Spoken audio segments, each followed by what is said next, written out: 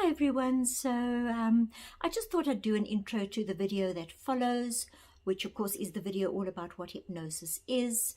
And that was the first video that I ever did, and I'm afraid that the whole of the video I was looking at the wrong side of the screen. And I thought about reshooting it, but the essence of the video, the way that I explain things, is really beautiful. And I know that I would lose a lot of that if I reshot the video. So please excuse me looking at the wrong side of the screen. And I hope you enjoy the video, and I hope you learn something that you actually never knew before by watching this video. Enjoy. So I wanted to talk about hypnosis today, exactly what it is, how it works, and why it works. And I talk about hypnosis in my book because that's what I do. I'm a hypnotist. And it's the funniest thing, because sometimes when I go to dinners or things like that, and you can almost hear the questions coming around. What do you do? What do you do? And when it comes to my turn, it's always like, well, what do I say tonight? Oh, I'm a therapist, which I am. But sometimes, it's just fun to say, oh, I'm a hypnotist, because that is what I am. And when you see people's faces, when you tell them that you're a hypnotist, it's just the funniest thing ever, because, I've had people who are really interested and say, well, tell me about that. That sounds really interesting. That's an awesome job. And then I get people who kind of shift away from me and move up to get away from the hypnotist, so it's very funny. But hypnosis is very misunderstood, and mostly because of movies and media.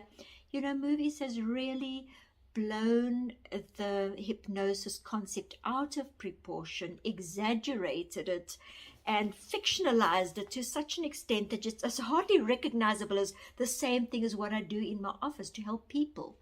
So you, for instance, cannot be hypnotized to commit a crime or do something against your beliefs. You literally cannot be hypnotized to do anything against your beliefs and your values.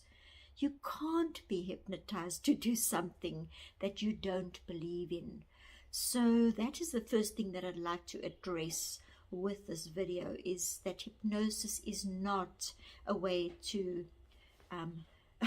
to gain control of someone's mind and force them to do things that they would never ordinarily do. And here, some of you might say, well, what about the hypnosis show? I mean, surely those people don't want to dance in a tutu or pretend they're a chicken. And the hypnotist, the stage hypnotist, is it's a very different setting, obviously, from what I do in my office. As the stage hypnotist is a very good judge of character, and he will literally choose the type of person who will do best on his show. So he's more likely to choose the person who is like the class clown, the guy who loves being the center of attention, loves getting all the laughs, loves fooling around, because all of those things, sort of like earmark and personality, that's very easy to work with and very easy to convince, and very easy to get them to do the things that they want to do. And it's not a case of like you're doing something that is like intrinsically wrong, because that wouldn't work. But it's just a case of like, well, I always fool around, so why not go along with this and fool around as well? So yes, they are absolutely hypnotized on stage. Stage hypnosis is a real thing. The participant is definitely hypnotized. Mostly the people who are nervous about hypnosis are the people who like, well, I would never volunteer to go on a stage, on the stage to a stage hypnotist. And I agree with you. I wouldn't either. I'm much too much of a private person to be comfortable on a stage. But you see, some people aren't, and that's where the difference lies. So it's only those people who are more slapstick, easygoing, fall around, joke, laugh, have fun, all of those types of thing. Those people make very good stage subjects for stage hypnosis. And the state of hypnosis itself, the type of hypnosis that I use in my office is nothing like stage hypnosis. First of all, everybody, it's not an unconscious state. This is an important thing to realize. It is not an unconscious state. It is merely a deeply relaxed state. And, everybody loves it because it is so deeply relaxing, because it is so good for the mind, body, and soul. It is really an amazing way to let go of stress, let go of strain, and just take a few moments to just listen to somebody else, helping you to feel very, very relaxed. So it is a deeply relaxed state. It is not an unconscious state. This is the first thing to note, to be aware of. And quite often I have clients who expect to be knocked out, and then they're disappointed when they aren't. But this is the thing, hypnosis is not an unconscious state. It is merely a deeply relaxed state. And there is a huge difference between being unconscious and deeply relaxed. So hypnosis is a way to communicate directly with the subconscious mind. So I always tell people I'm like the translator. I talk to your subconscious mind and tell it the type of things that you would tell it if you could talk to it. The problem is that we can't easily talk to our own subconscious mind. One of the biggest differences between the conscious mind, subconscious mind is aware of time. Subconscious mind does not understand the concept of time at all. And that's a very interesting thing. So during the day, we kind of switch between the two parts of the mind, conscious and subconscious. Sometimes we're in the conscious mind, sometimes we're in the subconscious mind. When we're in the conscious mind, you can very easily tell when you're in the conscious mind because you're aware of time. You understand fully yesterday, today, tomorrow, next week, next year. Whereas when they're in the subconscious mind, we lose track of time. And we all lose track of time on a daily basis. This is something all human beings do. We switch between these two parts of the mind throughout the day.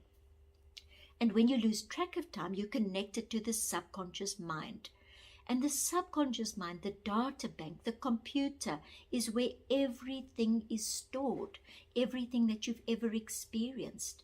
So, and it's an interesting thing, but you can't easily talk to your own subconscious mind to get it to do the things that you want it to do. And this is where hypnosis comes in. And this is where hypnosis is so useful.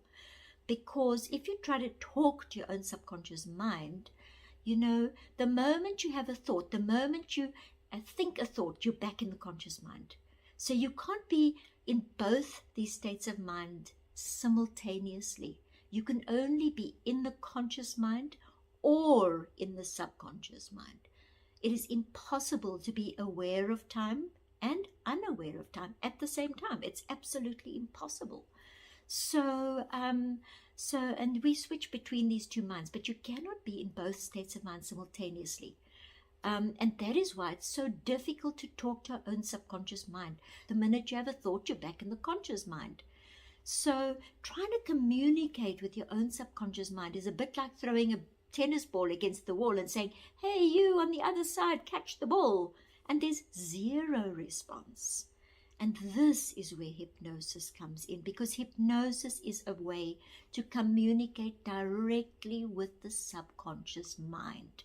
I always tell people I'm the translator. I talk to your subconscious mind and I tell it the type of things that you would tell it if you could actually talk to it. So I'm a translator. And another very interesting fact that I think you'll find quite fascinating, most people do and are completely unaware of it. And this fact is that, did you know that you are automatically going in and out of hypnosis all day long without even being aware of it? It is a completely natural state that we all go in and out of. And the interesting thing is that the only indicator of a state of hypnosis is that you lose track of time. Now, how many times a day do you lose track of time? Lots of times. In fact, every time you read a book, you lose track of time. Every time you watch a movie, you lose track of time. Every time you are busy with a project, every time you're sitting in the garden daydreaming. And the magical thing that not a lot of people know about is that all of those are light hypnotic states. So when you read a book, you're in hypnosis. When you watch a movie, you're in hypnosis. And it's a very interesting thing. There are 2 times when you can really, really feel that difference, that very different feeling. One of them is when you're sitting next to a log fire in winter, staring into those flames, and you go into that quiet place. That is a classic state of hypnosis. Same thing, sitting on the beach, watching those waves roll out, watching them roll back in, watching them roll back out. You can sit there the whole afternoon and it feels like 20 minutes. So those are 2 classic states of hypnosis. And I like to give the example of what it feels like to go into hypnosis, what it feels like to come out of hypnosis. So if you think about going to a movie house, going in, sitting down, finding your seat, starting to watch the movie, and if it's a very good movie, you'll get kind of wrapped up in the movie and you start living the movie and imagining you are that character. And then the movie ends and you're like, what was that 2 hours? It felt like 20 minutes. And you get up and you start walking to the door, to the entrance, and the moment those doors open and that light hits your eyes, bam, you are fully conscious again. But in that movie house, you were absolutely in a state of hypnosis. But in that movie house, you can turn to your partner or to your children or to your friend, and you can say, I know exactly what's going to happen next. And you can even have a whole discussion about the movie. You might irritate everybody around you, but you can have a whole discussion.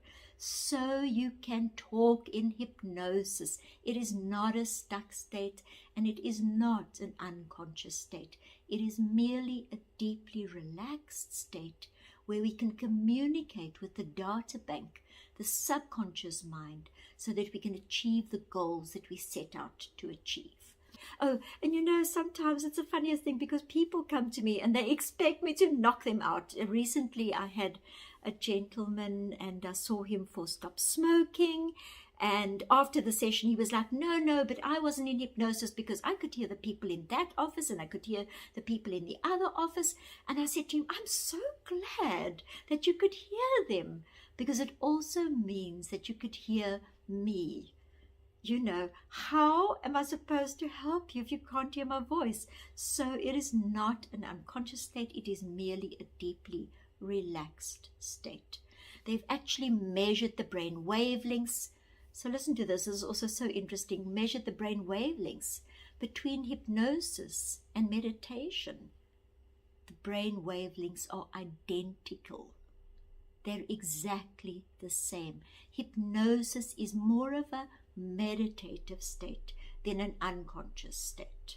The difference between meditation and hypnosis. Well, there are different types of meditation, of course. There's expanded consciousness to a place of no thought or inner silence, peace, tranquility. That is expanded consciousness, whereas hypnosis is an inward focus on what we are talking about, what we're discussing, and what we want to achieve with hypnosis. So that is actually the only difference between meditation and hypnosis. And as I say, all of my clients love hypnosis. It is a deeply relaxing state where we can easily communicate with the subconscious mind to achieve the goals that we want to achieve.